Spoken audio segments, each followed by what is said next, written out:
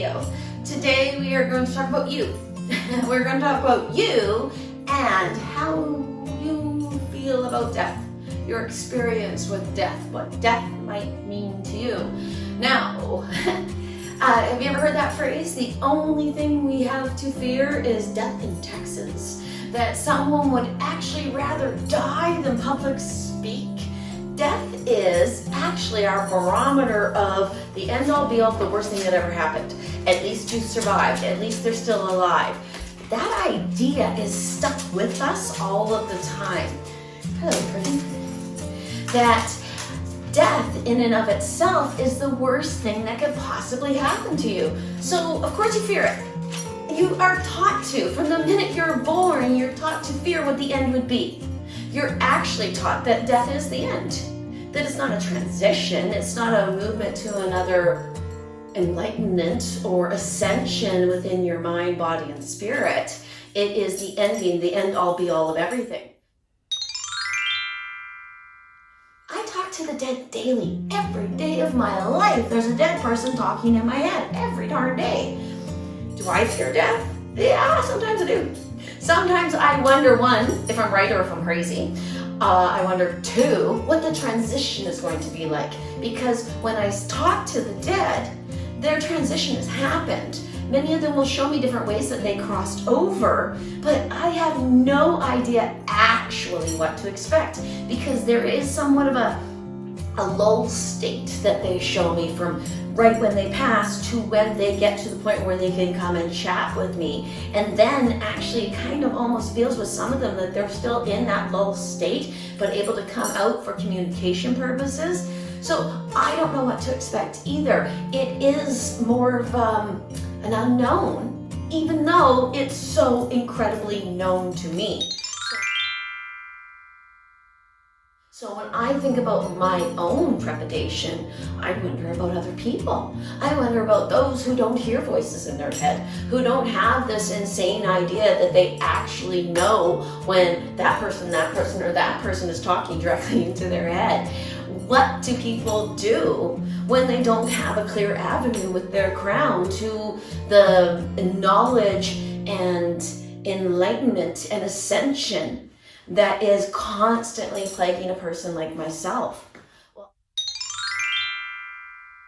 I honestly think what you do is you consciously open that highway. What you do is find a way to give yourself an idea of where you're going to and why you're here, because you're here for a reason. Yeah, everything happens for a reason. Well, so do you. Everything that we do actually has a cause and effect. There is an actual reaction to every action. So if you put that in the broader sense, think about why you're here. Why do we face death? Why are we born, we grow, we learn, and then we die? What's the point? The point is learning. The point is actually the journey that you take from birth to death. That's the whole point. That's what you're here to do. You're here to learn. You're here to be better than you were before, and to strive to be better. And you're here to kiss as many cheeks as you possibly can. And by that I mean, give as much love as you can, give as much affection as you can, and actually help people with their experience here. So that when you are actually facing death, you know where you're going to a certain extent. If you treat people well, your judgment will go well for you. If you actually answer what's going on inside of you, your judgment will go better for you. The way you conduct yourself here will make all the difference in the world there. If you worry about death, if you worry about what your death is going to be like, if you worry about what awaits you after you leave your husk on this earth, think about what you did when you were in the husk. Think about how you conducted yourself. Think about how you made others feel, because you will have those feelings visited upon you after you die. You are going to have to come to terms with the way that you treated others. So think about the way you treat others, because how you conduct yourself here will make all the difference in the world in your experience there. It will decide whether you need more education. It will decide whether you need to actually feel what you made others feel, and that happens. And it will help you to catch up to those who have passed before you, because they've been working on themselves this entire darn time since they've been gone. And if you haven't, you may actually fall a little bit behind them. You don't want them knowing more than you.